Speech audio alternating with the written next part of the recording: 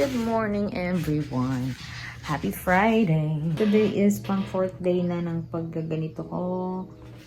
Although talagang tinatamad na talaga ako mag-video. Nagising ako mga say 9:25. Tapos nagklase ako.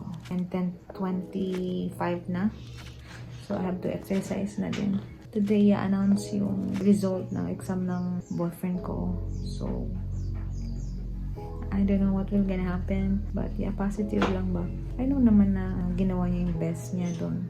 As in, kung late na siya nag-start mag-review. Pero, as in, nag-focus siya mag-review. Kung i-compare ko yung communication namin nung last year sa ngayon, habang nag-review siya last year, tapos yun ngayon, mas nakita kong mas nag-review siya ngayon, mas focus siya sa review niya, mas, ano niya, sineryoso niya yung review niya kasi talagang may hindi naman the whole day, pero almost ng time niya nagre-review siya. Yeah, hindi rin kami masyadong nagkaroon ng communication.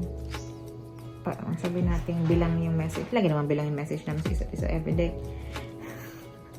Pero, no nag-review siya, parang mabibilang lang mga 10 or minsan 5, minsan 8, ganun lang.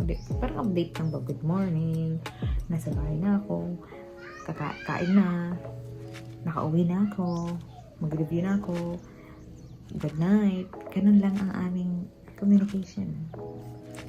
So, although wala naman akong problema doon kasi pinagdasal ko talaga yun.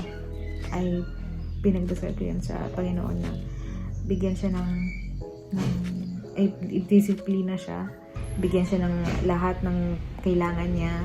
And lahat na yun, hindi ko na kailangan pang isa-isahin yung mga yun. Basta, madami akong pinagdasal na ginawa niya. In-answer ni Lord and ginawa niya din naman talaga. So, bahala na mamaya. Feeling ko naman maganda yung result. Tsaka ayoko na rin talaga na mag-review pa siya ulit next year. Sana nga. So, mamaya pa yung gabi siguro. Na mag-wait lang ako ng result. And gagawin ko yung mga routines na ginagawa ko usually. So, yun lang. I have to exercise na din. Kasi nainit na ako. Tagal ko mag-start, B. Puro ko cellphone, B. Anong oras na, B? Tapos ko na ang pang-4 na araw ko nag-exercise. Ang ganda ng exercise ko ngayon. Marami akong ginawa, pero hindi siya ganun sobrang hirap. Pero papawisan ka talaga. Minsan nakakatamad mag-umpisa talaga. As in, tamad na tamad ako nag-umpisa kanina. So, nung una, ang focus niya is parang full body. Yung pangalawa is legs.